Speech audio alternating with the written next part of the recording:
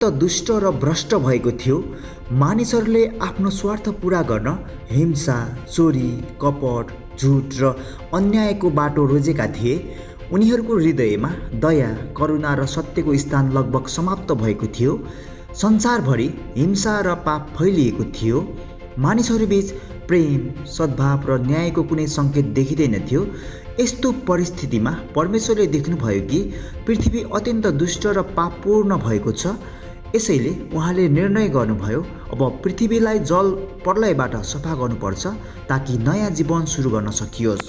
तर यस संसारमा एउटा धर्मी मानिस थिए, नोहा परमेश्वरप्रति अडिग विश्वास राख्ने, न्यायप्रिय र धर्मनिष्ठ व्यक्ति थिए। उनी सधैँ सत्यको मार्गमा चल्थे र आफ्नो जीवनले अरूलाई धर्मको पाठ सिकाउँथ्यो। नोहाका जीवनशैली र कर्मले देखाउँथ्यो कि उनी परमेश्वरप्रतिको पूर्ण भक्त थिए। परमेश्वरले नोहालाई मन पराउनु भयो किनभने उनी धर्मको मार्गमा अडिग थिए र संसारभर फैलिएको पाप र भ्रष्टाचारको बीचमा पनि आफ्नो सच्चाइ कायम राखेका थिए। एक दिन परमेश्वरले नोहासँग कुरा गर्नुभयो। उहाँले भन्नुभयो, मानिसहरूको हृदय अत्यन्त दुष्ट भएको छ।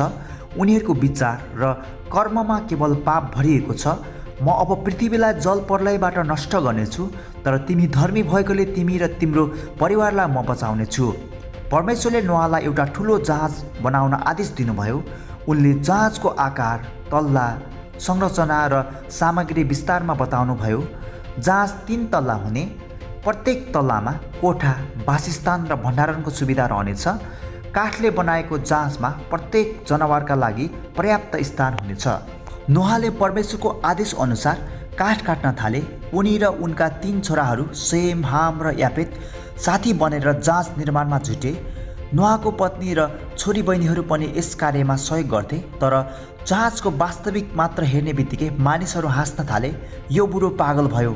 आकाशमा बादलको नामो निशाना छैन, पानीको त छेउछाउ छैन, अनि यस्तो विशाल जहाज बनाउँदैछ। हेर्नुहोस् त कस्तो हास्यास्पद छ।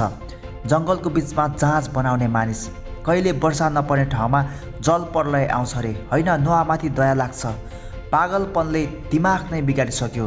गाउँभरि हल्ला फैलिन थाल्यो, नोहा पागल भएको हो कि?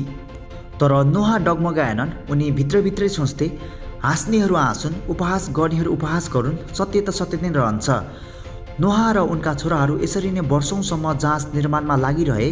बिस्तारै बिस्तारै जहाज कोलाहलपूर्ण भिडको बिचमा तर अचल अडानका साथ आकाशभरि फैलिएको विशाल छाया जस्तै उभिन थाल्यो।